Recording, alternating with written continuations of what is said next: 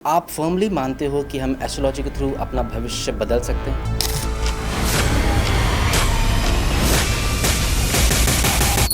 जिंदगी ना ऐसे नहीं बदलती उपाय करने। एस्ट्रोलॉजी जो बनी थी इंसानों को गाइड करने के लिए। वही सोसाइटी है जो अगर एक लड़का सब्जी बेचता है ना तो उसको बोलते हैं यार कुछ नहीं किया, सब्जी बेच रहा है। और अगर एक लड़की सब्जी बेचने आ गई, अरे यार लड़की, गलत है ये चीज़।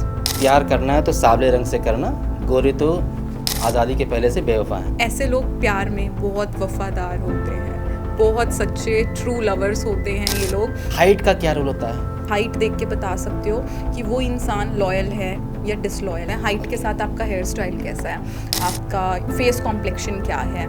आपने अभी एक शख्स का नाम लिया, रावण।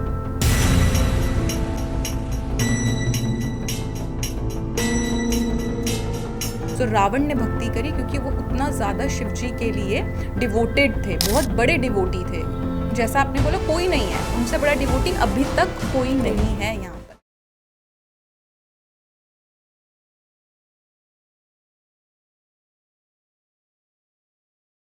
नमस्कार, स्वागत है आपका TSS अनकट टॉक में, जहां पे हम लाते हैं मुद्दे हमारे और आपकी ज़िंदगी से जुड़े हुए। और आज हमारे साथ गेस्ट हैं जिनका नाम है नेहा जी। ये एक वर्ल्ड फेमस एस्ट्रोलॉजर, एक famous tarot reader, face reader, और ये एनिमल्स के लिए भी, एनिमल्स रेस्क्यू के लिए एक एक्टिव पार्टिसिपेंट हैं और अंडर प्रिविलेज बच्चों के लिए पढ़ाइयाँ और उनकी देखभाल में काम करती हैं। नेहा जी, आपका बहुत बहुत स्वागत है हमारे पॉडकास्ट में। Thank you so much. कैसी हैं आप? मैं बहुत अच्छी हूँ, आप कैसे हैं? एकदम बढ़िया। जनता को आज हम रूबरू कराएंगे काफ़ी चीज़ों से, जैसे astrology, numerology, face reading, palm reading. Diwali आ रही है, दशहरा आ रहा है, तो आप कैसे अपने आप को स्टार्ट करना चाहोगे इस पॉडकास्ट में कि हम अपनी जनता को दशहरा दिवाली की शुभकामनाएं दें? बिल्कुल, सबसे पहले तो बहुत बहुत शुभकामनाएं आने वाले सभी त्योहारों की। जो भी त्यौहार आने वाले हैं उसके लिए आप सभी प्रिपरेशंस करिए। और कौन सी प्रिपरेशंस की बात मैं अभी कर रही हूँ? प्रिपरेशंस एक त्यौहार की बहुत अलग तरीके की होती हैं। एक होती हैं फिजिकल प्रिपरेशंस कि आप सारी डस्टिंग करते हो, क्लीनलीनेस करते हो, जो कि बहुत ज़रूरी भी है। एक प्रिपरेशंस होती हैं मेंटल प्रिपरेशन, सोल की प्रिपरेशंस, हमारे आत्मा की प्रिपरेशंस। तो वो क्या प्रिपरेशंस होनी चाहिए कि जो भी बुरी चीज़ें, जो भी बुरे थॉट्स आपके अंदर हैं, अगर इन फेस्टिवल सीज़न आप उनको अपने अंदर से निकाल कर कुछ नई विचारधारा, कुछ नए थॉट्स का अपने अंदर चयन करें और उनको अपनी ज़िंदगी में उतारें, तो सबसे बड़ी खुशी और सबसे बड़ी एक जीत इस फेस्टिवल पे वही होगी। तो बहुत ही शानदार मैसेज दिया आपने हमारी जनता को, बहुत बहुत शुक्रिया। आएंगे हम लोग दशहरा की बात करेंगे, दिवाली की बात करेंगे। शुरुआत करते हैं एस्ट्रोलॉजी से। तो हमें आप बताइए कि कैसे एक ग्रह जो कि हमसे पता नहीं कितने किलोमीटर, लाखों किलोमीटर दूर है, वो हम इंसान को कैसे अफेक्ट करता है? देखिए, अगर हम एस्ट्रोलॉजी की बात करें, एस्ट्रोलॉजी अभी नहीं आई। एस्ट्रोलॉजी युगों से है, जब हम भी नहीं थे। हमारे ऋषि मुनियों ने एस्ट्रोलॉजी के बारे में पूरा रिसर्च किया। उन्होंने ध्यान, जब वो लगाते थे, ध्यान लगाने के समय उनको जो तारा मंडल दिखे, जो जो चीज़ें दिखी, उन्होंने एस्ट्रोलॉजी बनाई। एस्ट्रोलॉजी ना हर दिन हमारे साथ है, हर वक्त हमारे साथ है, हर पल हमारे साथ है। हमारी ज़िंदगी, जैसे आपने बोला कि कितना सच है, क्या नहीं है, तो हर एक्टिविटी जो आप कर रहे हो, हर एक्शन जो आप कर रहे हो, वो कहीं ना कहीं आपके ग्रह से प्रेरित होकर ही आप कर रहे हो। और इस चीज़ को ना, जैसे मैं बोलूँ, अरे ये खाना बहुत स्वादिष्ट बना है, ये बहुत टेस्टी है, तो अगर आपने उसको नहीं खाया तो आप कैसे बताओगे वो टेस्टी है? Correct. तो किसी भी चीज़ के को समझना है ना, तो आपको पहले उसको स्वाद लेना पड़ेगा, उसको टेस्ट करना पड़ेगा। तो एस्ट्रोलॉजी एक ऐसी चीज़ है, अगर आप जानना चाहते हो ना कहाँ पे क्या प्लैनेट है, तो पहले एक अच्छे एस्ट्रोलॉजर पे जाओ, इस बारे में पढ़ो। और जब आप पढ़ोगे you will get to know कि कितना ज़्यादा हमारी ज़िंदगी इन सब चीज़ों से अफेक्ट होती है। ग्रहों की बात अगर मैं करूँ तो 1 से लेके 9 तक हमने ग्रह बांट रखे हैं। तो पहला जो है वो आता है सूर्य। सूर्य कौन है? अगर हम सूर्य की बात करें, सूर्य हमारे पिता हैं, राइट। 2 चंद्रमा, वो हमारी माता है। माँ को जो हम रिप्रेजेंट करते हैं वो चंद्रमा से करते हैं। आपने ऐसे बहुत से लोग देखे होंगे जिनकी अपने फादर से नहीं बनती, राइट। उनके अपने पापा के साथ बहुत प्रॉब्लम्स होते हैं, राइट। तो ऐसे लोगों की लाइफ में ग्रोथ का भी जो रेशियो होता है वो कम हो जाता है। होता है ऐसा, बहुत बार होता है। हाँ जी। तो जो अगर आपका सूर्य कमज़ोर है कुंडली में, तो आपके फादर के साथ में प्रॉब्लम्स रहेंगे, अनबन। आइडियोलॉजिकल कॉन्फ्लिक्ट्स रहेगा। अब जो 2 नंबर है वो है चंद्रमा। चंद्रमा हमारी माता को रिप्रेजेंट करता है। अब चंद्रमा के कैरेक्टरिस्टिक्स क्या हैं अगर हम बात करें, कैसा होता है चंद्रमा, कैसा होता है? शीतल होता है, शांत होता है। अगर हम सूर्य की बात करें, सूर्य कैसा होता है? तेज होता है, बहुत प्रकाश होता है। और सूर्य क्या कर रहा है? हमें प्रोवाइड कर रहा है।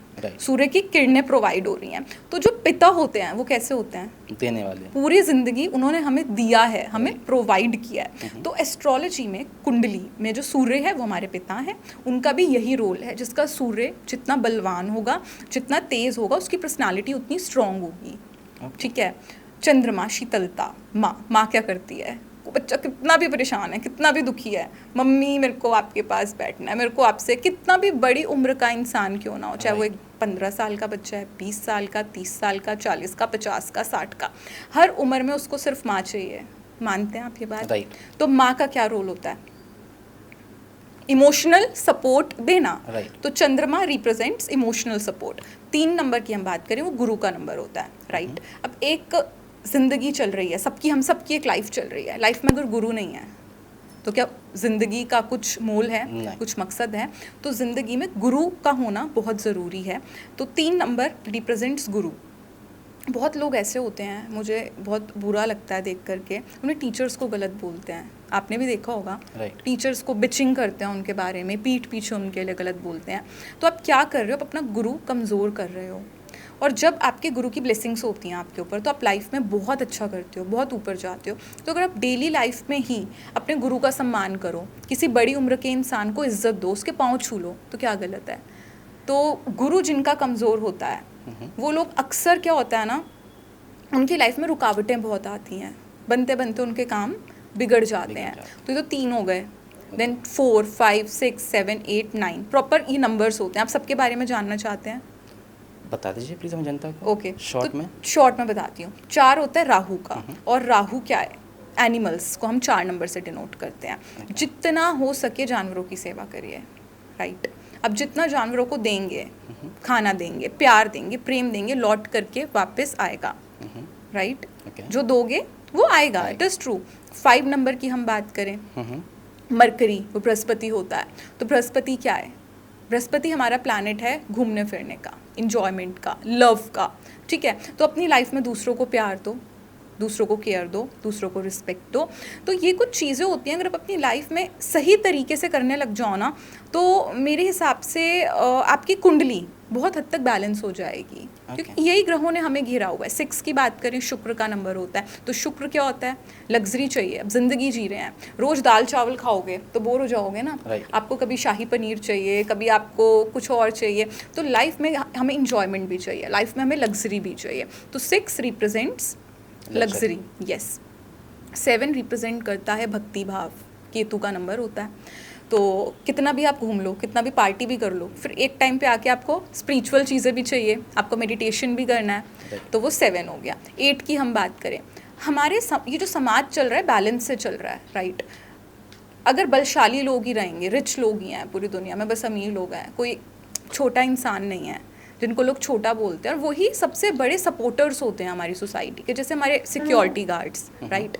तो जो ये लोग होते हैं, इनका क्या काम होता है? ये हमें सेवा दे रहे होते हैं। तो हमारा इन रिटर्न क्या फ़र्ज़ बनता है इनके? हमारा फ़र्ज़ बनता है कि हम भी इन रिटर्न उनको उतना आदर दें, उतना सत्कार दें। तो अगर आप उन लोगों को, जो कि लेबरर्स हैं, जो सिक्योरिटी गार्ड है, जो कुछ भी छोटा काम कर रहा है, राइट, आप अगर उनको इज्जत दें तो आपका 8 शनि मजबूत होता है। हम 9 की बात करें तो वो है मंगल।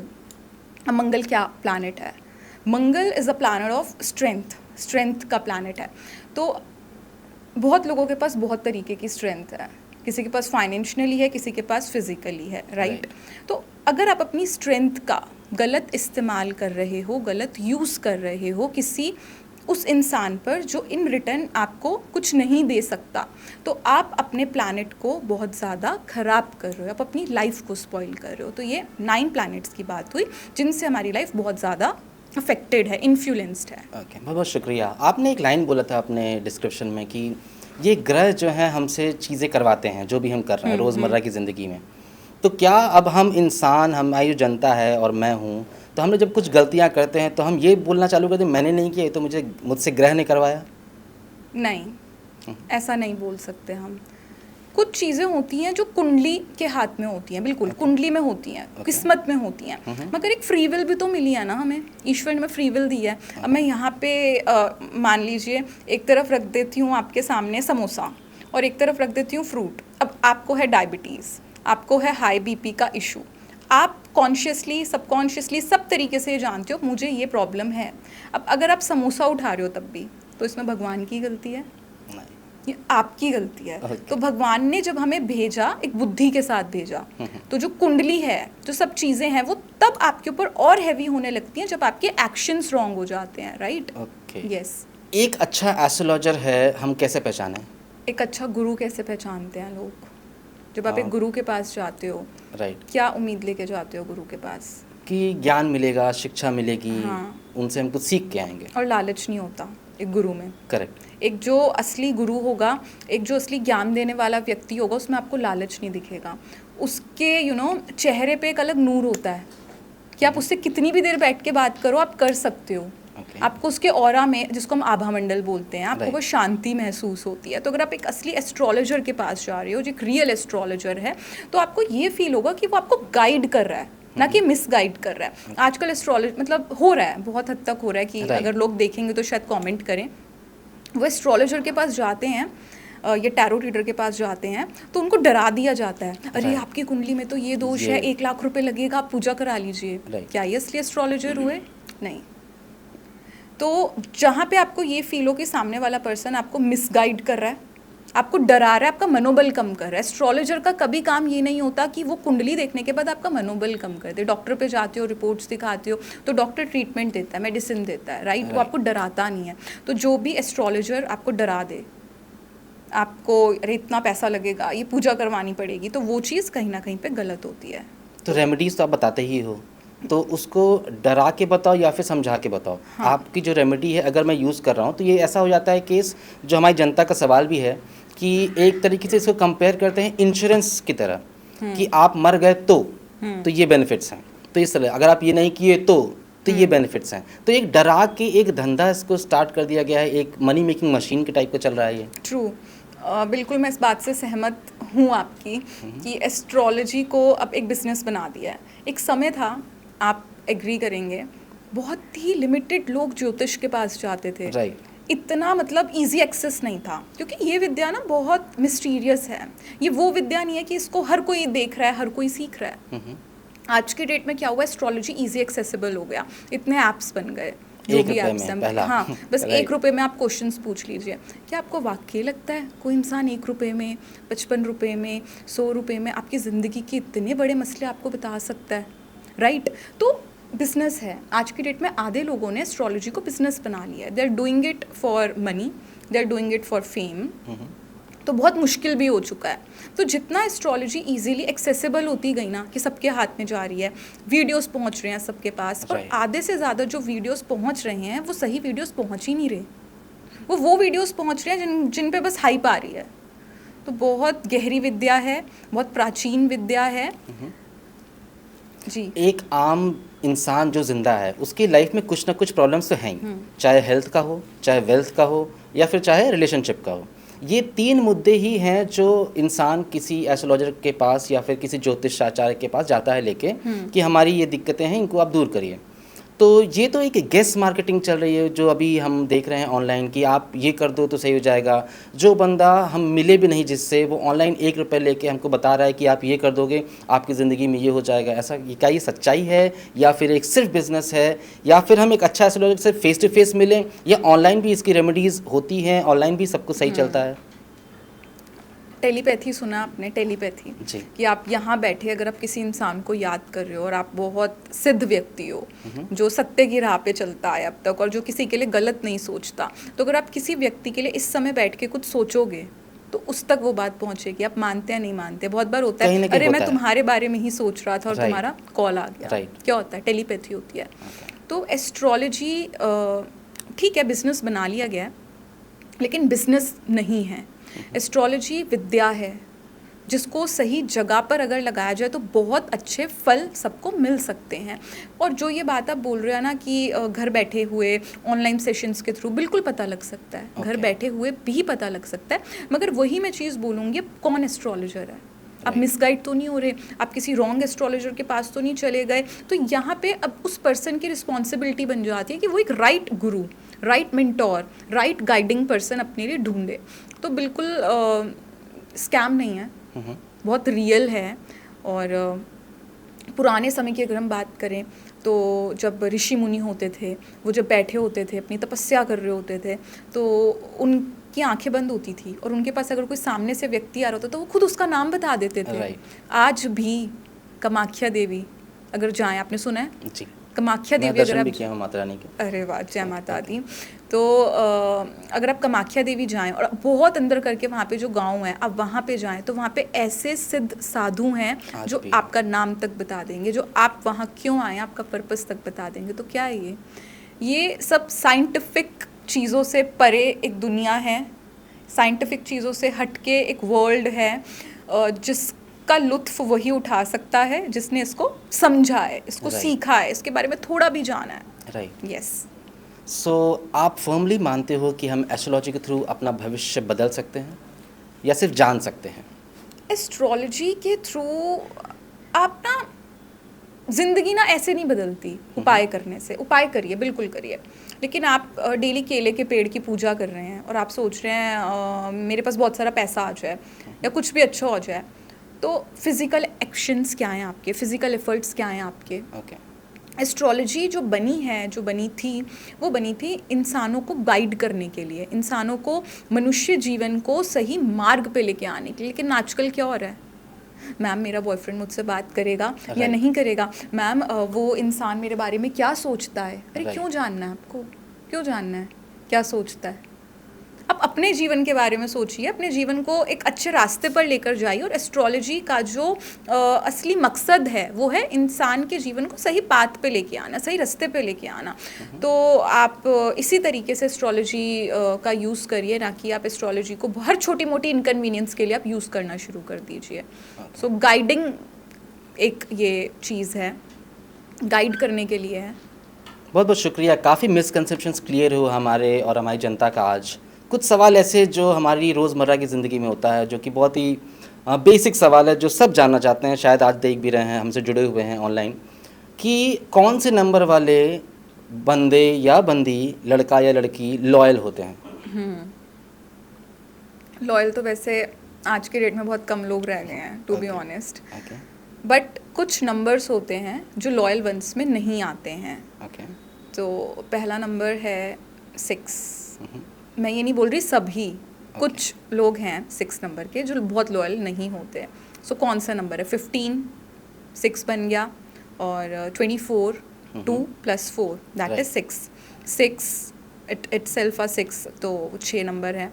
तो शुक्र गवर्न करता है इनको, शुक्र की एनर्जी है, वीनस की एनर्जी है। तो अपने आप में भी ये लोग बहुत चार्मिंग होते हैं, और इनको वो लोग ज़्यादा अट्रैक्ट करते हैं जो बहुत चार्मिंग होते हैं, और मन इनका भी बहुत चंचल होता है। तो अब एक ऐसा व्यक्ति है तो क्या चांसेस होंगे, वो लाइफ में क्या करेगा? डिस्ट्रैक्टेड रहेगा, धोखा दे देता है, बहुत बार धोखा दे देते हैं। देन हम 2 मूलांक की बात करते हैं, 20 एंड 29, 11, 2। तो ये चंद्रमा वाले लोग हो गए। अब इनका ऐसा होता है कि they are very confuse people. Okay ठीक है, आप कभी भी इस स्टेट से जुड़े लोगों को देखिए, बहुत कंफ्यूज रहते हैं और लॉस्ट रहते हैं, और इनको बस प्यार चाहिए होता है। और अगर सामने से इन रिटर्न से इनको वो चीज़ नहीं मिल रही होती तो ये बहुत जल्दी लोग स्विच कर देते हैं। Okay yes, they switch people very easily. तो अब ऐसे में टैग मिल गया कि 2 मूलांक वाले चीट बहुत करते हैं। अब हम बात करें 3 नंबर, जुपिटर का नंबर है। तो इनके प्रोफेशन ऐसे होते हैं कि बहुत एक्सप्लोर करते हैं, बहुत घूमते हैं। तो ऐसे में बहुत बार होता है कि बहुत जल्दी डिस्ट्रैक्टेड भी हो जाते हैं, दे चीट। तो 12, 21 इन 3। ओके देन 9 मंगल का नंबर है। तो मंगल का नंबर है, they want to enjoy, they want to live their life to the fullest. Control करे कोई इनको तो बिल्कुल अच्छा नहीं लगता। तो अगर इनका पार्टनर इनको बहुत कंट्रोल करेगा, डोमिनेट करेगा, so what they will do, क्या करेंगे? चीट करेंगे। तो वी कैन से ये नंबर्स चीट करते हैं बहुत बार। मान लीजिए किसी की शादी हो चुकी है इन नंबरों से, जैसे 2, 6, 9, और तो वो अपने लाइफ में कुछ कर सकते हैं कि वो लॉन्ग टर्म रिलेशन मेंटेन कर पाएँ? ये ना आपसी तालमेल के ऊपर डिपेंड करता है और कौन से नंबर से आपकी शादी हुई है। कुछ नंबर्स के कॉम्बिनेशंस बहुत अच्छे होते हैं कि दे डोंट इवन चीट, वो चीट भी नहीं करेंगे आपस में, वो कॉम्बिनेशन बहुत अच्छा होगा। उसके लिए मैं यही बोलती हूँ आप एक एस्ट्रोलॉजर को कंसल्ट करिए, न्यूमरोलॉजिस्ट के पास जाइए। बट अगर फॉर एग्जांपल आपका मूलांक है 2 और आपके पार्टनर का मूलांक है 3, अब आप तो ये सोचेंगे 2 मूलांक भी चीट करता है और 3 मूलांक भी चीट करता है। अब लेट्स टॉक, 2 मूलांक वाले बहुत सेंसिटिव होते हैं, बहुत इमोशनल होते हैं, और वहीं 3 मूलांक वाले थोड़े प्रैक्टिकल ज़्यादा होते हैं, ठीक है, उन्हें प्रैक्टिकल फैक्ट्स बहुत पसंद होते हैं। तो ऐसे केसेस में क्या होता है, 3 मूलांक वाला डोमिनेट करता है, क्योंकि प्रवृत्ति ही यही है, डोमिनेट करना, चीज़ें अपने अकॉर्डिंग रखना। तो ऐसे केसेस में बहुत बार 3 नंबर वाले चीट कर देते हैं 2 मूलांक। और अगर आपको लग रहा है ये चीज़ आपके साथ हो रही है, किसी के भी साथ हो रही है, I will say just one thing, आगे बढ़िए और उस इंसान को छोड़ दीजिए। उसके लिए कोई उपाय नहीं करवाना, अपने लिए सेशंस लीजिए, अपने आप को गाइड करिए, अपनी लाइफ को अच्छे पाथ पे लेके जाइए, और टॉक्सिक रिलेशनशिप्स जो भी होते हैं मत भागिए ऐसे लोगों के पीछे, और मूव ऑन करिए, अपनी लाइफ को अच्छे से एंजॉय करिए। नेहा जी, गोल्ड डिगर करके एक टर्म है जो मार्केट में बहुत फैला है, इसमें बहुत कई प्रैंक्स भी हैं ऑनलाइन, सोशल मीडिया पे हर जगह। तो कौन से नंबर वाले गोल्ड डिगर लड़कियां होती हैं या फिर कौन से नंबर वाले लड़के गोल्ड डिगर होते हैं? कॉमन मैं नंबर बताऊंगी जिनमें बॉयज़ और गर्ल्स दोनों गोल्ड डिगर्स होते हैं। सो पहले मैं एक चीज़ और क्लियर कर देती हूँ, gold digger is not always a wrong term, हमेशा एक गलत टर्म नहीं है, राइट। ठीक है। लड़के जब किसी भी लड़की से शादी करते हैं वो बहुत चीज़ें देख के करते हैं। खुद बताइए आप, खाना कैसा बनाती है, मेरे पेरेंट्स का ख्याल रखेगी नहीं रखेगी, बहुत चीज़ें देखते हैं। तो अगर एक लड़की फाइनेंशियली एक लड़के को देख करके उससे शादी करी हो तो उसको गोल्ड डिगर बोल दिया जाता है, राइट। और यही तो बोला जाता है गोल्ड डिगर है, इसने फाइनेंसेस देख के शादी करी। तो ठीक है, मैं बताती हूँ कुछ नंबर्स। 9 नंबर लड़कों में, लड़कियों में गोल्ड डिगर वाली इनमें क्वालिटी होती है। देन नंबर 6 नंबर में ये चीज़ होती है। देन नंबर 2 समटाइम्स, नंबर 4, ये कुछ नंबर्स होते हैं। तो नेहा जी, वैसे तो हमारा टॉपिक कुछ और था, लेकिन अभी आप जब पानी पी रहे हो तो आपकी ग्लास पे मेरी नज़र गई। नॉर्मली हम बॉटल पानी रखते हैं, मिनरल वाटर पीते हैं, ये ग्लास कुछ अलग कलर का दिख रहा है और आप घर से लेके आए, तो क्या इसका रीज़न है? ओके, सो ये चांदी सिल्वर का ग्लास है। और वी जनरली सजेस्ट पीपल, जो लोगों का चंद्रमा कमज़ोर होता है तो हम उनको सजेस्ट करते हैं वो चांदी से बनी चीज़ों में अगर खाना खाएं, उनमें पानी पिएं, तो उनकी लाइफ में बहुत चेंजेस आते हैं। चेंजेस भी कैसे, क्या इसमें कि जिनका चंद्रमा कमज़ोर होता है they are very confused in certain things, तो उनको हम रेकमेंड करते हैं कि आप चांदी की ये चीज़ों में लीजिए ताकि आपके मन को शीतलता मिले। सो चांदी का क्या काम है? शीतलता देना। सो बेसिकली बॉडी को शीतलता मिले, बॉडी पीसफुल रहे, काम रहे, इसके लिए मैं इसमें पानी पीती हूँ। मतलब पैसा तो है ही, अब शीतलता भी आ जाए, शांत आ जाए। शीतलता, हाँ, मतलब शीतलता अभी भी बहुत है। चांदी के बर्तन में एफर्ट कर सकता है, मतलब पैसा तो है ही उसके पास, राइट। हाँ जी, मतलब पैसे की तो बात नहीं है। So, हाँ, मतलब बेसिकली मुझे लगता है कि लाइफ में पीस का होना बहुत ज़रूरी है, शांति का। और आपकी बॉडी, वैसे भी आयुर्वेदा के हिसाब से भी अगर आप चांदी के बर्तन में खाना खाएं या पानी पिएं तो आपकी बॉडी बहुत हेल्दी रहती है और स्किन बहुत ग्लोइंग रहती है। अच्छा, जो एफर्ट नहीं कर सकते उनको अपना शीतलता पाना, तो वो किस ग्लास में पानी पिएं, बताना चाहोगे आप? शीतलता तो वैसे एक अगर हम बात करें एस्ट्रोलॉजी से हट के, अगर मैं बात करूं, ये माइंड सेट है। आप जितना मेडिटेशन करोगे, ऋषि मुनि क्या करते थे? मेडिटेशन करते थे। उन्होंने पूरी एस्ट्रोलॉजी कैसे निकाल दी? मेडिटेशन करके। हम तो अब किताबें पढ़ रहे हैं, हम तो अब सारी चीज़ों पे रिसर्च कर रहे हैं, मगर ऋषि मुनियों ने मेडिटेशन किया है, ध्यान लगाया। तो अब जितना ध्यान लगाओगे तो आपको किसी चांदी के बर्तन की ज़रूरत नहीं है, आपको किसी चीज़ की नीड नहीं है, आप आराम से शीतलता अपनी लाइफ में ला सकते हैं। तो जैसा आपने बोला कि अगर एक लड़की पैसा देख के शादी करती तो इसमें कोई गोल्ड डिगर वाला सीन नहीं है, क्योंकि लड़का भी चेक करता है कि भाई वो उसकी फैमिली का ख्याल रखेगी या नहीं रखेगी, या फिर खाना बनाना आता है कि नहीं आता, सब कुछ चेक करते हैं, राइट। तो क्या इसका मतलब ये है कि हम आज के समाज में ये एग्जाम्पल क्यों नहीं देखते कि एक पढ़ी लिखी, एक बढ़िया IAS PCS, में रैंक का नाम नहीं ले रहा हूँ, कोई भी जो अच्छे ओहदे पे है वो किसी अनपढ़ लड़के से शादी की हो? हमारे समाज में आपको ऐसे बहुत हज़ारों लाखों करोड़ों एग्जाम्पल्स मिल जाएंगे कि एक अच्छा लड़का जो अच्छे रेप्यूटेड ऑर्गेनाइजेशन में है या अच्छे अहदे में है सरकारी नौकरी के, वो एक अनपढ़ लड़की या फिर गांव की लड़की से शादी कर लेते हैं और उसको ब्याह के अपने घर भी लाते हैं। लेकिन ऐसा लड़कियों में ऐसा एग्जाम्पल आता ही नहीं है, तो क्यों ना हम गोल्ड डिगर बोलें या ना बोलें उसको? तो मैं इसका आंसर दूंगी। और देखिए, हमेशा से जो ये हमारा समाज चलता आया, जब से हमने होश संभाला है, तो हमने एक चीज़ देखी है और समझी है, वो ये है, औरतें घर संभाल रही हैं, औरतें बच्चे पढ़ा रही हैं, औरतें कपड़े धो रही हैं, औरतें हर प्रकार के घर के काम कर रही हैं, और जो मेल है वो कमा रहा है, उसने फैमिली को संभाला हुआ है, राइट। तो एक तो ये मेंटालिटी ही बन गई सोसाइटी की प्रॉपरली कि जो औरतें हैं वो घर बैठेंगी, वो अर्न करेंगी, वो उनके हस्बैंड अर्न करेंगे और वो घर को चलाएंगी, घर को संभालेंगी। तो ऐसे केसेस में पहली तो यही मेंटालिटी है कि लड़कियां एग्रीड नहीं होती कि किसी ऐसे व्यक्ति से शादी करने के लिए जो काम नहीं कर रहा या जो उनके मुताबिक स्टेटस में ऊपर नहीं। हाँ, तो बट मैं पर्सनली अगर अपनी बात करूं, अगर मैं किसी को पसंद करूं या मुझे किसी से प्यार हो जाए, तो मेरे लिए मैटर नहीं करता कि वो इंसान पढ़ा लिखा है या नहीं। ज़रूरी नहीं किताबी ज्ञानी सब कुछ होता है, दुनियावी ज्ञान वो चीज़ बहुत मैटर करती है। और हमें किसी भी व्यक्ति को उसके काम, उसके एजुकेशन से मुझे नहीं लगता कि हम एक व्यक्ति को जज कर सकते हैं। बहुत पढ़े लिखे IPS IAS डॉक्टर्स भी आपको ऐसे मिल सकते हैं जो बहुत गलत काम कर रहे हैं, और एक ऐसा व्यक्ति मिल सकता है जो ज़्यादा पढ़ा लिखा भी नहीं है और एक नॉर्मल सी, एक सिंपल सी जॉब कर रहा है, और उसके बावजूद भी वो दिल का, उसकी आत्मा बहुत साफ है। तो हाँ, सही बोल रहे हो, लड़कियाँ नहीं करती, मैं इस बात पे आपसे एग्री करूंगी, बट मैं अपना जानती हूँ कि मैं कर सकती हूँ। तो मतलब गोल्ड डिगर बोल सकते हैं? गोल्ड डिगर नहीं, गोल्ड डिगर हम तब भी नहीं बोलेंगे। मैंने आपको पहले तभी ये चीज़ बोली ना कि सोसाइटी में हमें यही दिखाया गया है। आपकी नानी, आपकी दादी, परदादी सब क्या करते थे? घर में काम करा उन्होंने, तो ये मेंटालिटी बन चुकी है। तो इसमें गोल्ड डिगर क्या, जब लड़की घर संभाल रही है और लड़की सब चीज़ मैनेज कर रही है, तो अगर वो ये चाह रही है कि मेरा पति मुझे एक फाइनेंशियल लाइफ दे, एक अच्छी financial life they, stable life they, so what is wrong? वो भी तो घर हैंडल करी, तो उसमें गोल्ड डिगर वाली क्या चीज़ हो गई? ये वही सोसाइटी है जो अगर एक लड़का सब्जी बेचता है ना, तो उसको बोलते हैं यार कुछ नहीं किया, सब्जी बेच रहा है। और अगर एक लड़की सब्जी बेचने आ गई, अरे यार लड़की कितनी हार्ड वर्किंग है, ये वही सोसाइटी है। तो इस सोसाइटी के बेस पे आप क्या बोलना चाहोगे हमारी जनता को?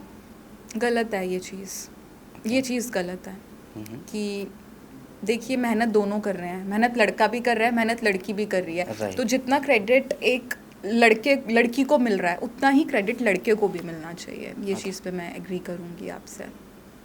ग्रेट। आते हैं वापस एस्ट्रोलॉजी पे। तो अगर एस्ट्रोलॉजी इतनी अच्छी है, ज्योतिषाचार्य इतना अच्छा है, चीज़ें हैं, लोग अच्छे हैं, पढ़ाई है, ज्ञान है, चीज़ें हैं, प्लैनेट्स हैं, इंसान है, तो जब हम शादी करते हैं, हमारे यहाँ प्रथा है कि कुंडली मिलाते हैं, कुंडली मैच होती है, कितने 32-36 गुण सब मैच किए जाते हैं, तब शादी एक होती है, राइट। अगर हम इतना ही अच्छा ज्योतिष के पास गए और उसने मैच कर दिया, उसके बाद भी एक्चुअली इस समय इंडिया में एक भी शादी हिंदू घर में ऐसी नहीं होती है, अरेंज मैरिज की मैं बात कर रहा हूँ, जहाँ पे कुंडली ना मिलाई जाए। तो अगर कुंडली मिला के शादी की जा रही है, फिर डिवोर्स क्यों होते हैं, फिर अनबन क्यों होती है, फिर लाइफ में इतनी दिक्कतें क्यों आती हैं कि नीला ड्रम भी आ जाता है, पहाड़ से लोग गिर जाते हैं, बोरा का यूज़ होता है, ऐसा क्यों? अगर कुंडली इतना अच्छा मैच किए ही, वो भी शादी के 1 हफ्ते में, 1 महीने में। जी, मैं हमेशा एक बात बोलती हूँ, जितने क्लाइंट्स को देखती हूँ उनको भी, इंडिया में तो बहुत ज़्यादा है जो आप बोल रहे हो, पहले कुंडली मिलान होगी फिर ही शादी होगी। कई बार तो 2 लोग आपस में बहुत प्यार करते होते हैं, बहुत स्ट्रॉन्ग लव होता है, और कुंडली मैच नहीं हो रही होती तो फैमिली ही मना कर देती है कि अब शादी नहीं करवानी, जो कि गलत है। बिल्कुल, कुंडली मैच करना कुछ तरीक़ों से सही भी है, लेकिन अगर 2 लोग आपस में प्यार कर रहे हैं, प्यार से बड़ी कोई शक्ति नहीं है, ठीक है। एस्ट्रोलॉजी भी एक शक्ति है, एक स्ट्रेंथ है लोगों की लाइफ को बिल्ड करने के लिए, तो प्रेम भी एक शक्ति है। 2 लोग अगर आपस में प्यार कर रहे हैं, उनकी कुंडली मैच नहीं हो रही, तो ऐसे में ज़रूरी है कि प्यार को देखना और आप शादी करिए। ज़रूरी नहीं कि अगर आपकी कुंडली मैच नहीं हो रही, आपने शादी कर ली और आपका डाइवोर्स होगा, ऐसा नहीं होता। बहुत ऐसे केसेस हैं जो मैंने खुद देखे, उनकी कुंडली मैच नहीं हुई है। मगर मैं एक चीज़ बोलूँगी, कुछ दोष होते हैं, अगर उन दोषों के चलते हुए आपने शादी कर ली तो कुछ कॉम्प्लिकेशंस आपकी लाइफ में आ सकते हैं, और जहाँ तक हम डाइवोर्स रेट की बात करें कि कुंडली पूरी मैच हो गई, पूरे गुण मिल गए, उसके बाद भी डाइवोर्स हो गए, तो वहाँ पे सोच नहीं मिली फिर। ओके, पॉइंट समझ रहे हैं आप? Right, क्यों right. हुआ? वहाँ पे सोच नहीं सोच मिली, नहीं गुण मिली। तो मिल गए, सब चीज़ मैच हो रही है, लेकिन सोच नहीं मिल रही। तो पता है क्या, एस्ट्रोलॉजी को तो ना ऐसा बना दिया गया है कि जैसे लोगों ने जो बना दिया, एस्ट्रोलॉजी के बिना भी कदम नहीं चलेंगे, जो गलत है। कुछ चीज़ों को प्रैक्टिकली भी आप देखिए, उसको फील करिए, उसको समझिए और उसके अकॉर्डिंगली एक्ट करिए।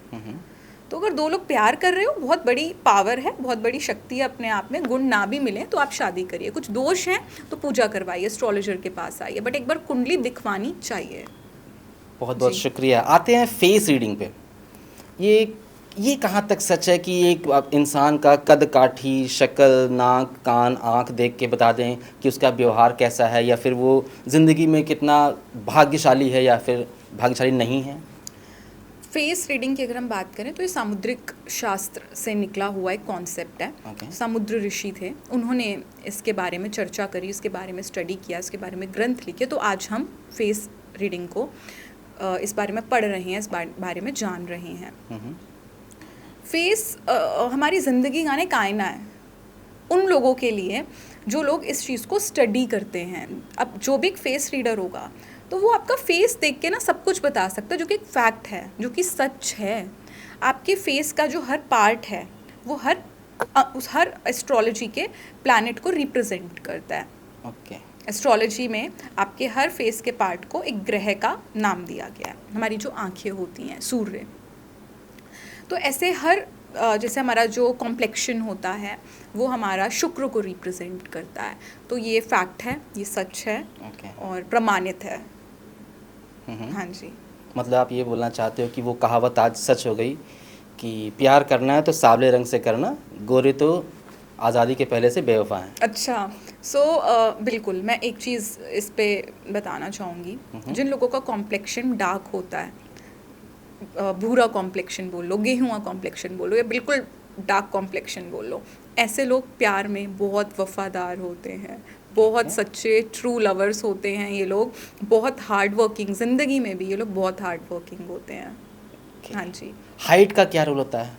बहुत ही मेजर रोल है, और आप एक इंसान की हाइट देख के बता सकते हो कि वो इंसान लॉयल है या डिसलॉयल है। बाकी फैक्टर्स भी होते हैं, but height is the major factor. बताओगे कौन से लॉयल होते हैं, कौन से नहीं? शॉर्ट हाइट वाले जो लड़के होते हैं, शॉर्ट में आपका कोई पैरामीटर है कि इतने वाले शॉर्ट होते हैं? 5'4", 5'5", 5'6" लास्ट। ओके जो इस हाइट के लड़के होते हैं ये लॉयल वंस नहीं होते। ओके। यस। अब क्यों नहीं होते ये लॉयल वंस? इनका मन बहुत चंचल होता है, मन डिस्ट्रैक्टेड होता है, बहुत जल्दी से आकर्षित हो जाते हैं किसी भी दूसरे व्यक्ति के ओर। और मैं ये लड़कों की ही बात कर रही हूँ, शॉर्ट हाइट में जो लड़के होते हैं। देन अगर हम टॉल हाइट के लड़कों की बात करें, टॉल हाइट के लड़के बहुत डोमिनेटिंग होते हैं, बट अगर ये किसी को प्यार करते हैं तो बहुत सच्चे दिल से, पूरी शिद्दत से ये उस व्यक्ति से प्यार करते हैं। तो टॉल हाइट वाले लड़कों को ज़्यादा लॉयल माना गया है। हाँ, ये देखा जा सकता है इनके मल्टीपल अफेयर्स ज़रूर रहे होते हैं टॉल हाइट वालों के, मगर अगर ये किसी को कमिटमेंट दे देते हैं तो उन्हीं के साथ रहते हैं। बट शॉर्ट हाइट वाले जो लड़के होते हैं, ये अगर किसी को कमिटमेंट भी दे दें तो ये कमिटमेंट से मुकर भी सकते हैं, उससे कमिटमेंट वापस भी ले सकते हैं। इसलिए मैं शॉर्ट हाइट वाले लड़कों को थोड़ा डेंजरस कंसीडर करती हूँ, रेड फ्लैग कंसीडर करती हूँ। तो मतलब आप एक मैसेज दे रहे हो कि जिन भी लड़कियों के बॉयफ्रेंड छोटे हैं, मतलब शॉर्ट हाइट के हैं, वो अपने बॉयफ्रेंड को आज से कॉम्प्लीमेंट बनाना चालू कर दें ताकि उनकी हाइट बढ़ जाए, राइट? हाइट का चलो, हाइट ना बढ़े, थोड़ी बुद्धि आ जाए ओके। उनको, थोड़ा उनकी विजडम काम कर जाए, ये सब चीज़ें गलत हैं। बाकी और फैक्टर्स बहुत मैटर करते हैं। हाइट के साथ आपका हेयर स्टाइल कैसा है, आपका फेस कॉम्प्लेक्शन क्या है, और हाइट के साथ में आपकी नोज़ की शेप क्या है, आपकी आइज़ कैसी हैं, तो ये पूरा कॉम्बिनेशन बनता है। तो जब कोई क्लाइंट आता है और वो सिर्फ ये बोले मेरा बॉयफ्रेंड शॉर्ट हाइट का है, तो वो चीट करेगा या नहीं करेगा? अब ऐसे में मुझे एक बार तो पिक्चर चाहिए कि मैं थोड़ा देख के उस चीज़ के बारे में बता सकूँ। हाँ जी। आपने बताया कि अभी कि नोज़ का शेप या चिक्स का शेप या फेस का जो भी है, तो आजकल तो ये चल रहा है कि वो लोग प्लास्टिक सर्जरी करवा रहे हैं। तो क्या ऐसा करने के बाद उनका बिहेवियर या फिर उनका भाग्य में बदलाव आते हैं? जैसा मैंने आपको बताया, हमारे फेस का जो हर पार्ट होता है वो एक एस्ट्रोलॉजी का प्लैनेट रिप्रेजेंट करता है। तो अक्सर जो एक चीज़ देखी गई है, लोग लिप्स की बहुत कराते हैं, आपने भी देखा होगा, लिप्स की कराते हैं। तो मैं नाम नहीं लूँगी, एक एक्ट्रेस थी, बहुत famous actress, and she died very early, बहुत कम एज में उनकी डेथ हो गई। ओके। उससे थोड़ा समय पहले ही उन्होंने अपने लिप्स पे इंजेक्शंस लिए थे, लिप फिलर्स लिए थे। तो लिप्स रिप्रेजेंट राहु। राहु क्या है? सडन प्लैनेट है, सडन एनर्जी है। ओके। तो sudden name, sudden fame, sudden death, and she died. शायद बहुत फेमस एक्ट्रेस रही हैं वो। तो मेरे हिसाब से अगर हम अपने फेशियल चीज़ों को ना ही इम्प्रूवमेंट करवाएं उसमें, वो बेटर है। वॉट एवर वी हैव, जो भी हमारा चेहरा है, जो भी हमारे फेशियल फीचर्स हैं, वो वैसे ही रहें तो ज़्यादा बेहतर है। जब जब नेचर के साथ छेड़छाड़ होती है तो आपको पता है राइट। चीज़ें बहुत ख़राब होती हैं। तो हमारा फेस हमें ईश्वर ने दिया है, तो जैसा है उसको स्वीकार करें। बहुत बहुत शुक्रिया। एस्ट्रोलॉजी बात किए हम बात किए फेस रीडिंग पे। हमारा फेस्टिवल सीजन चल रहा है, दशहरा दिवाली की बात ना हो तो पॉडकास्ट अधूरा है।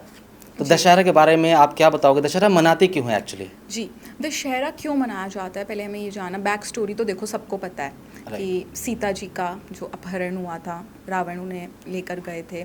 उसके बाद पूरा एक बैटल चला था। हनुमान जी बजरंगबली की हेल्प से प्रॉपर सेना बनाई श्री राम जी ने, और सीता माता को वो वापस लेकर आए।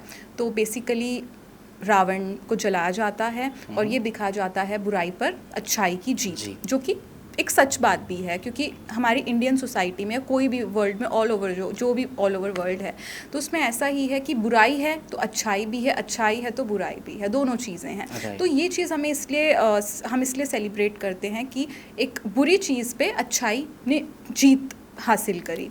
आपने अभी एक शख्स का नाम लिया, रावण, और सबसे बड़ा भक्त महाकाल का रावण। बिल्कुल। और उसी जगह एक और कहावत है कि ब्राह्मण रूठा तो रावण। हम रावण को जानते हैं कि बहुत बड़ा ज्ञानी था, महाज्ञानी था, और मतलब उनसे बड़ा ज्ञानी आज तक इस पृथ्वी लोक पे पैदा नहीं हुआ। राइट। तो हम उनको जलाते क्यों हैं? रावण को जलाया जो गया है वो एक सोसाइटी में मैसेज देने के लिए जलाया गया है। क्योंकि किसी भी स्त्री का जब अपहरण होता है, उसको किडनैप किया जाता है, तो वो एक रॉन्ग मैसेज ही पोर्ट्रे करता है सोसाइटी में।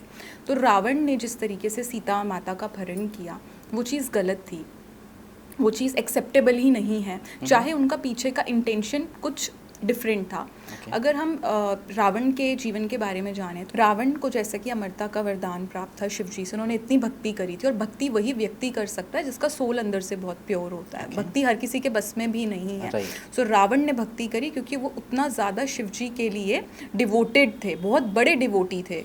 जैसा आपने बोला, कोई नहीं है उनसे बड़ा डिवोटी, अभी तक कोई नहीं है यहाँ पर। रावण ने सीता माँ का अपहरण भी इसलिए किया क्योंकि उसकी भी एक कहानी थी। वो कभी उनको अमरता का वरदान प्राप्त था, और उनकी जो एक दिली इच्छा थी वो ये थी कि अगर वो जाएं इस दुनिया से तो उनका जो वध है, उनका जो एंड है, वो भी प्रभु के हाथों हो। यस। तो ये पूरी एक स्टोरी बनी। अब इस पूरी स्टोरी में एक मैसेज मिला सोसाइटी के लिए। वो ये मिला कि अगर कोई भी किसी स्त्री के साथ किसी को भी उठा के ले जाता है, अगवा कर लेता है, तो वो एक गलत श्रेणी के व्यक्ति में ऐड ऑन हो जाता है। इसलिए ही रावण को जलाया जाता है, ये दिखाने के लिए कि एक बुरी चीज़ के ऊपर अच्छी चीज़ की जीत हुई है। जी। तो अगर रावण को जलाना एक प्रथा है, तो हमारे यहाँ एक और प्रथा है कि जब जला देते हैं तो वहाँ से राख या फिर जो बचा कुचा होता है, कुछ भी, राख ही बोल दीजिए, राख हम लोग अपने घर में लेके आते हैं।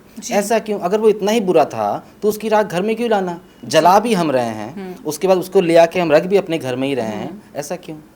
जी देखिए, रावण की जो लकड़ी है, रावण की जो राख है, उसको इसलिए घर में लेके आ जाता है ताकि बुरी जो नज़र है, जैसे कि लोग तो ये बोलते हैं ना, रावण की तो नज़र बुरी थी सीता के ऊपर। कई लोगों को तो पूरी स्टोरी ही नहीं पता, और वो जो ऊपर से देखी उन्होंने वो चीज़ बोल दी।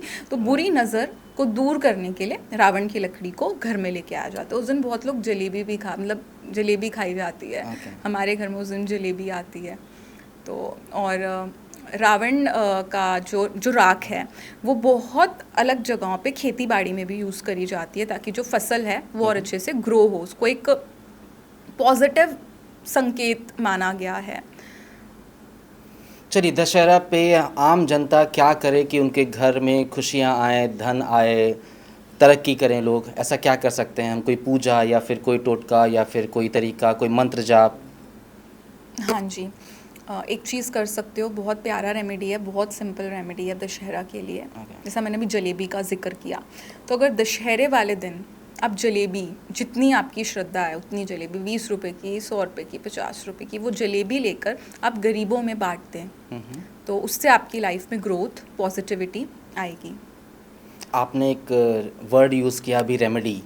इस समय सोशल मीडिया रेमेडीज से भरा है। बिल्कुल भरा कोई हुआ है। बोलता है यहाँ ग्रीन पेन से लिख लो, कोई बोलता है यहाँ रेड पेन से लिख लो तो पैसा आएगा, ग्रीन से लिखोगे तो वाइफ अच्छी मिलेगी, ये बोलोगे तो पैसा आ जाएगा, सुबह उठ के 50 बार ये बोल दिए तो इतना पैसा आएगा कि संभाल नहीं पाओगे, ग्राहक आएंगे, ये आएंगे।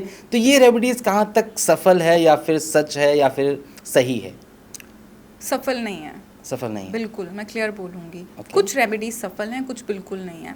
आप एक इंसान को उसकी कुंडली देखे बिना रेमेडी बता ही नहीं सकते। Okay. यस, एक जनरल रेमेडी होता है, जैसे जो मैंने अभी बोला जलेबी वाला, वो एक फेस्टिवल के लिए बोला, वो एक जनरल रेमेडी है। उसमें आपको आपको डेली नहीं करना ये रेमेडी, आपने एक पर्टिकुलर डे पे रेमेडी कर लिया। लेकिन जो अननेसेसरी रेमेडीज़ हैं वो कर ही नहीं सकते। डॉक्टर आपको दवाई दे दे, आपकी रिपोर्ट देखे बिना आप खा लोगे, काम भी नहीं आएगी, साइड इफेक्ट ही होगा। साइड इफेक्ट होगा। Right. तो एस्ट्रोलॉजर बिना कुंडली देखे रेमेडी नहीं दे सकता। मेरा अगर आप पेज देखें या अगर आप मेरा काम देखें तो मैं ज़्यादा रेमेडीज़ देती ही नहीं हूँ। यही मैं आपको बता रही थी, differentiation in a good astrologer and in astrologer जो रियल नहीं है। यस। तो दशहरा निकल गया, अब आई दिवाली, दीपावली, दीपों का त्यौहार, लाइट का त्यौहार, खुशियों का त्यौहार, धनतेरस और दिवाली। तो धनतेरस और दिवाली पे ऐसा हम क्या करें कि हमारे घर में लक्ष्मी जी आएँ, ठहरे और बरकत दे हमारी ज़िंदगी में? यस, सबसे पहले तो अगर लक्ष्मी चाहिए, सबको चाहिए, किसको नहीं चाहिए, बहुत सारी लक्ष्मी चाहिए, तो सबसे पहला एक रेमेडी है, बहुत बेसिक, आपको कुछ नहीं करना। वो है अपने घर में जितनी भी औरतें हैं, आपके आसपास जितनी भी औरतें हैं, उनको इज्जत देना शुरू कर दीजिए। फर्स्ट रेमेडी, कोई पैसे नहीं लग रहे आपको बस रिस्पेक्ट देनी है, उनको प्यार देना है, उनको केयर देनी है, उनकी इज्जत करनी है। सेकेंड रेमेडी, दीपावली के टाइम पे घरों में सफाइयाँ होती हैं जो कि बहुत ज़रूरी है, तो अपने घर की अच्छे से सफाई करिए। मैंने आपको पॉडकास्ट के स्टार्टिंग में बोला था, एक होती है बाहरी सफाई, एक होती है आंतरिक सफाई। अपने थॉट्स की भी सफाई करिए। दूसरी चीज़, घर की सफाई हम क्यों करते हैं दीपावली पे? घर में जब गंद होता है, बहुत सारी चीज़ें होती हैं, तो वो राहु प्लैनेट को रिप्रेजेंट करती है। और जब घर में बहुत गंद है, बहुत मेस मचा हुआ है और राहु डोमिनेट करेगा, तो आपको हेल्थ इश्यूज़ होंगे, आपको ओवर थिंकिंग होगी, आपको एंग्जाइटी होगी। तो दीपावली के टाइम पे अगर आप अपने घर में सफाई करें तो आपके घर में पॉजिटिविटी और पॉजिटिव एनर्जी आती है। जी। ओके। और तो धनतेरस पे हमें अपने घर में क्या सामान खरीद के लाना चाहिए? धनतेरस पे कहीं लोग गोल्ड लेते हैं, कहीं लोग सिल्वर लेते हैं, तो ज़रूरी नहीं कि आप कोई मोस्ट एक्सपेंसिव चीज़ ही लीजिए।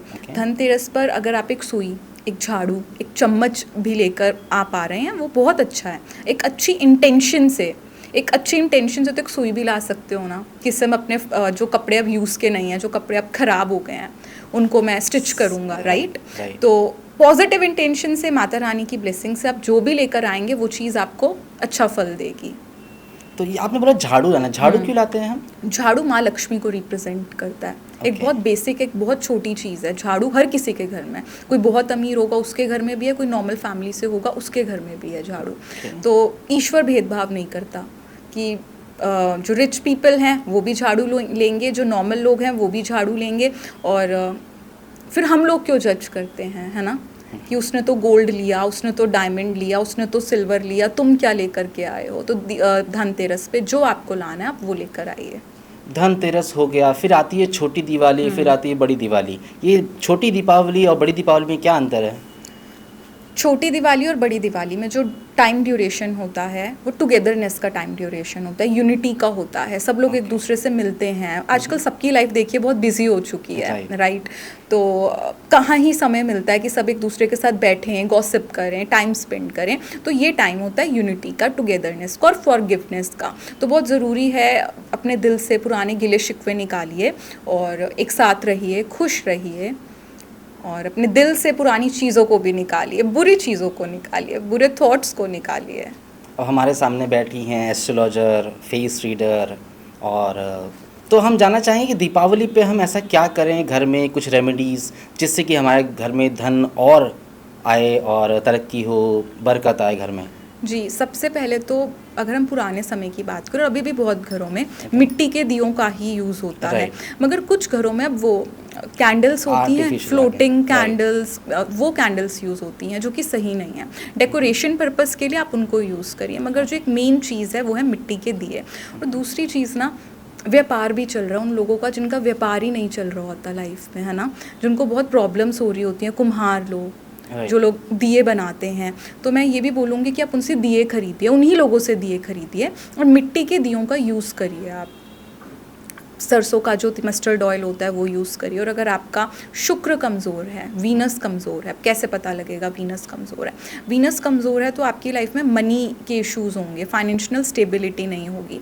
तो आप दिए में रोज़ पेटल्स जो होते हैं वो डालिए। आपका मून कमज़ोर है, चंद्रमा कमज़ोर है, तो चावल के कुछ दानों को आप डाल दीजिए। मरकरी कमज़ोर है, आपको डिसीज़न मेकिंग में प्रॉब्लम होती है, बहुत कंफ्यूज रहते हो, तो चना जो होता है, चने का पाउडर डालिए। तो ये कुछ सिंपल रेमेडीज़ हैं जो आप कर सकते हो। कौन सी राशि वालों के लिए ये दिवाली एकदम बम्पर धमाका लेके आएगी और उनका दिवाला नहीं निकलेगा?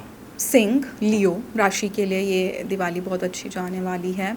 धनु राशि के लिए बहुत अच्छी जाएगी। मकर के लिए बहुत अच्छी जा सकती है। बाकी सबके लिए बहुत अच्छी जा सकती है अगर आप अपने कर्म अच्छे करें, अपनी सोच अच्छी रखें, अपनी नीयत, अपनी इंटेंशन अच्छी रखें, किसी का दिल ना दुखाएं, जो बेसहारा लोग हैं उनकी हेल्प करें। और I always believe in this कि आप जितना देते हो, अच्छी चीज़ें देते हो, वो आपके पास लौट करके आती हैं। तो इस दिवाली से एक प्रण लीजिए कि मैं अच्छी चीज़ें करूँगा, अच्छे कर्म करूँगा, अच्छी नीयत के साथ, तो सबकी दिवाली फिर अच्छी जाएगी।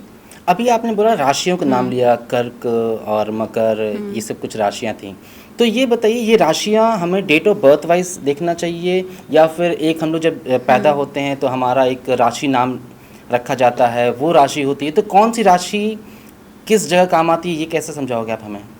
राशियाँ दो होती हैं। Okay. एक होती है हमारे सन साइन, एक होता है मून साइन। Okay. तो एक नाम राशि, एक जन्म राशि। जी। तो आपको अगर लगता है कि मेरी जो नाम राशि है, जैसे किसी का नाम नंदिनी है, ठीक है, नेहा है, तो उनकी वृश्चिक हुई बाय नेम, ठीक है। तो अगर उनको लगता है हमारी ये राशि वाली चीज़ें बहुत एक्यूरेट जाती हैं, अगर मैं कहीं पढ़ती हूँ, कहीं सुनती हूँ, तो आप ये राशि को देख सकते हैं।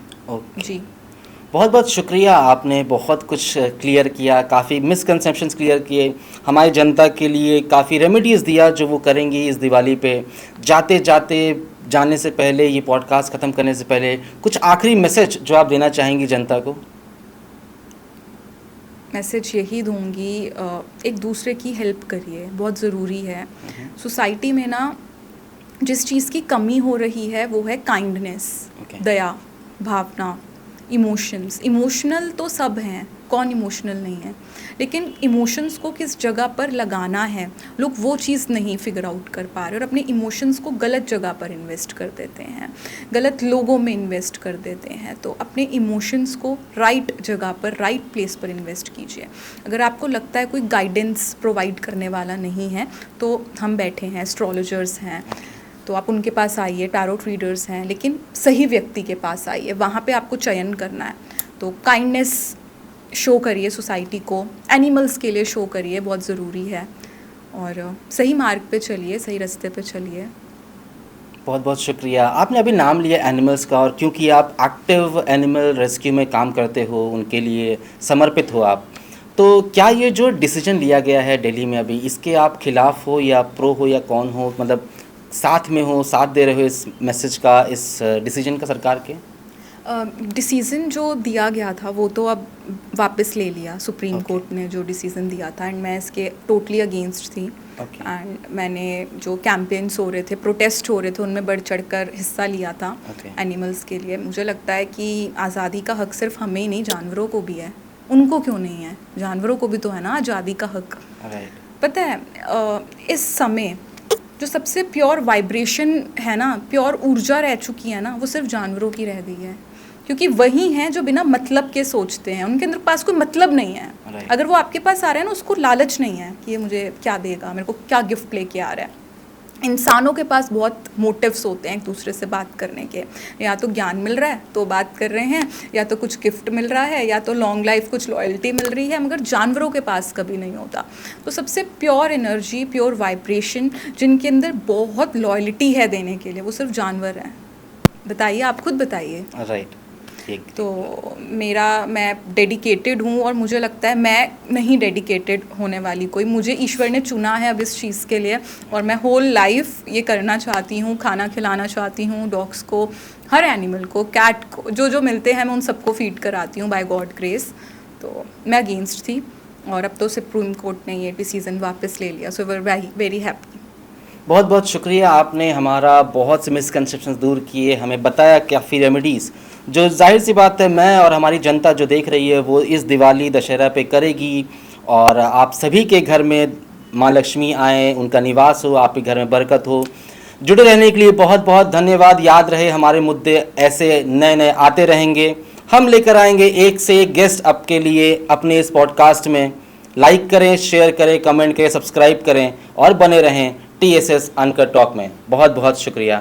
थैंक यू नेहा जी आने के लिए। Thank you so much.